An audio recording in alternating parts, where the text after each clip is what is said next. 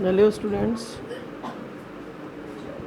good morning, and today we are going to do the rest of part of the chapter number 2, Nelson mandala. कल के part में हमने पढ़ा था कि जो प्रेसिडेंट बने थे मिस्टर नेल्सन मैंडेला, उन्होंने अपनी ओथ ली थी, कसम ली थी और कॉन्स्टिट्यूशन को अपहोल्ड करने के लिए और वहाँ की जनता के वेलबींग के लिए उन्होंने कसम खाई और वहाँ के जो अफ्रीका के लोग थे उन लोगों को आशीर्वाद दिया। फिर आगे वो क्या कहता है उसको ध्यान से देखें। वो कहता है few moments later we all lifted our eyes in awe as a spectacular array of South African jets। वो कहता है कुछ मिनटों के बाद हमने अपनी आंखें ऊपर उठाई इन ऑ का देखिए AWE में ऑ बोलेंगे, इसको WE साइलेंट है। इन ऑ मतलब सम्मान में, as a spectacular array of South Africa jets, क्योंकि जो साउथ अफ्रीका के जेट्स थे ना उनका एक जो दृश्य था, स्पेक्टेकुलर जो देखने लायक दृश्य था वो था, उसको देखने के लिए हमने अपनी आंखें ऊपर उठाई। स्पेक्टेकुलर एरे बोलते हैं जो एक ऐसा प्रभावित प्रदर्शन जिसको देखकर इंसान अच्छा फील करे, उसको देखने के लिए हमने आंखें उठाई। हमने मतलब नेल्सन मंडेला ने और उसके साथियों ने, जब हेलीकॉप्टर्स वगैरह ऊपर उड़ रहे थे, ट्रूप ऊपर उड़ रहे थे, जेट्स ऊपर उड़ रहे थे, तो सबने देखा भाई ये क्या है। और जब वो उड़ रहे थे तो carriers road in perfect formation over the union building के ऊपर से वो उड़ के जा रहे थे परफेक्ट फॉर्मेशन के साथ में। It was not only a display of pin point precision, ये केवल सही तालमेल का डिस्प्ले नहीं था, प्रदर्शन नहीं था। पिन पॉइंट का मतलब था बिल्कुल सही, प्रिसीशन मतलब तालमेल। एंड मिलिट्री फोर्स, और मिलिट्री का भी ये ऐसा नहीं है कि मिलिट्री का प्रदर्शन था बल्कि ये तो a demonstration of militaries royalty to the democracy, ये तो डिमॉन्स्ट्रेशन था, प्रेजेंटेशन था, प्रदर्शन था किसका, मिलिट्री की लॉयल्टी का, मिलिट्री की वफादारी का टू डेमोक्रेसी के लिए, प्रजातंत्र के लिए। To a new government that had been freely and fairly elected, एक नई गवर्नमेंट के लिए ये प्रदर्शन था जो गवर्नमेंट फ्रीली और फेयरली इलेक्ट हुई थी, यानी कि बिना किसी बाधा के, बिना किसी भेदभाव के साफ सुथरे तरीके से इस गवर्नमेंट का इलेक्शन हुआ था। ओनली मोमेंट्स बिफोर, कहता है कुछ ही पल पहले, the highest generals of the South African defence force and police their chest bedecked with ribbons and medals from days gone bye.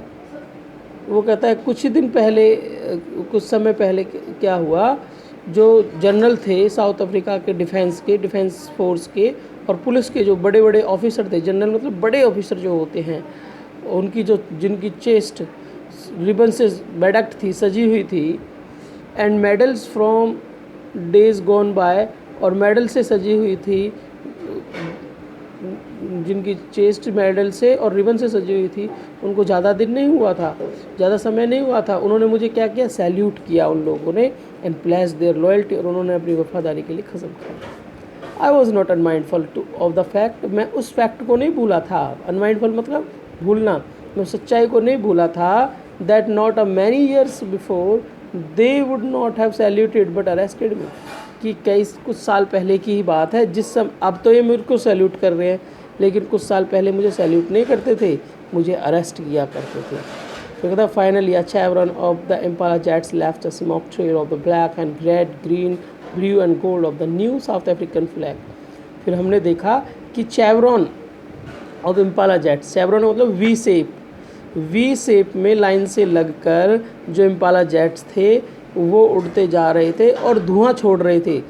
Trail, smoke trail मतलब एक रास्ता सा जैसे बना, आसमान में उड़ती है ना एरोप्लेन जेट वगैरह उड़ते हैं तो गैस सी छोड़ते चले जाते हैं, तो वो गैस सी थी, जो धुआं था वो ब्लैक रंग का था, रेड रंग का कलर का था, ग्रीन कलर का था, ब्लू कलर का था, गोल्ड कलर का था, मतलब सारे वो कलर थे जो कलर साउथ अफ्रीका के फ्लैग में होते हैं।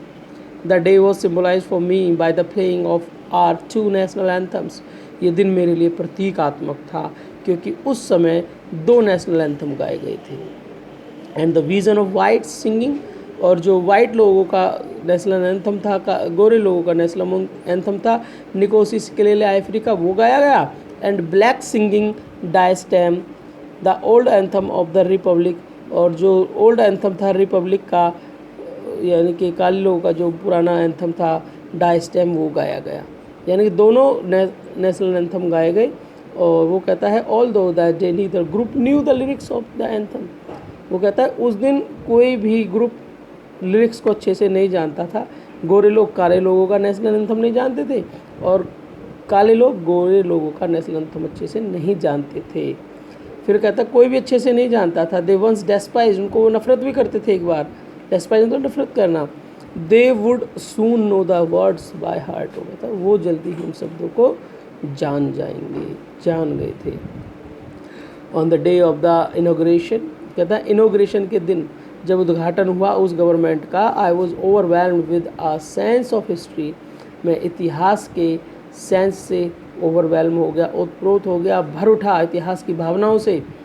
कहता है in the first decade of the 20th century, 20वीं शताब्दी के पहला जो दशक था, पहला दशक मतलब 2001, 2, 3, 2001 से लेकर 10 तक का जो समय था, उस समय में a few years after the bitter Anglo Boer war, Anglo Boer war हुआ था भाई, उस युद्ध के कुछ समय बाद, एंड बिफोर माई बर्थ, और मेरे जन्म से कुछ समय पहले, the white skinned people of South Africa patched up their differences. जो गोरी चमड़ी के लोग थे साउथ अफ्रीका के, अपने डिफरेंसेस को उन्होंने सेट कर लिया था। And erected a system of racial domination against the dark skinned peoples of their own land. और उन्होंने एक ऐसा सिस्टम इरेक्ट कर लिया था, बिल्ड कर लिया था, बना लिया था, जो रेशियल, जो प्रजाति का डोमिनेशन था, यानी कि गोरे लोगों का डोमिनेशन, प्रभुत्व बना हुआ था। काले जो लोग थे उनके खिलाफ, उनके ऊपर वो शासन किया करते थे, उनकी ही ज़मीन पर। फिर वो कहता है the structure they created form the basis of one of the harshest most inhuman societies the world has ever known. ये जो स्ट्रक्चर बना था उस समय, जो अंग्रेज़ों ने, गोरे लोगों ने बना रखा था, वो कैसा था समाज का स्ट्रक्चर? उस समय जो समाज था, समाज का स्ट्रक्चर था, हार्शेस्ट था, बहुत कठिन। हार्शेस्ट मतलब बहुत क्रूअल, लोग एक दूसरे के प्रति बहुत क्रूअल हुआ करते थे। गोरे लोग तो काले लोगों के प्रति बहुत बुरी भावना रखते थे। मोस्ट इनह्यूमन, बहुत अमानवीय था। सोसाइटीज़, इस तरह की सोसाइटीज़ थी वर्ल्ड में कभी भी नहीं हुई।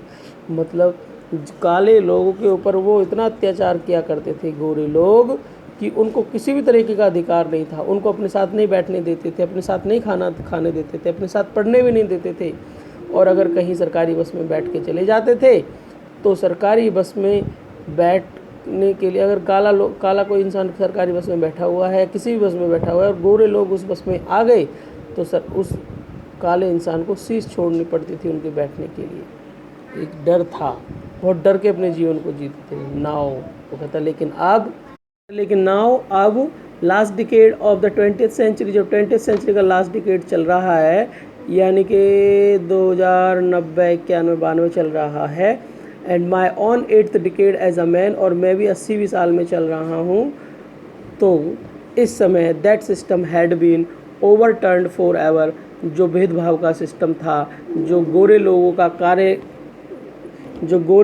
काले लोगों के प्रति जो शोषण था, ऑपरेशन था, वो अब पूरी तरह से टर्न हो गया है। क्या कहता है? The last decade of the 20th century and my own 8th decade as a man, that system had been overturned for ever. हमेशा के लिए बदल गया, चेंज हो गया, and replaced by one that recognise the rights and freedoms of all people. और ऐसे system से ऐसा सिस्टम बन गया जिसमें सभी लोगों के राइट्स थे और आज़ादी थी, regardless of colour of their skin, उनके स्किन के रंग के खिलाफ जाके। यानी कि ऐसा नहीं था कि गोरे लोगों को अलग अधिकार थे या काले लोगों को अलग अधिकार थे, चाहे गोरा हो चाहे काले हो, सभी को बराबर अधिकार थे। थैंक यू स्टूडेंट्स, आज के लिए इतना ही काफ़ी है। और I have given you some questions, you have to find out the answers of the questions from the text I have taught you today. If you have any kind of doubt, you can make me call, you can send any message, or you can do whatever you want to do to sort out your problem. I'm available for you to sort out your problem. And after sorting out the questions, you have to write down the summary in 50 words as well. Thank you. Goodbye.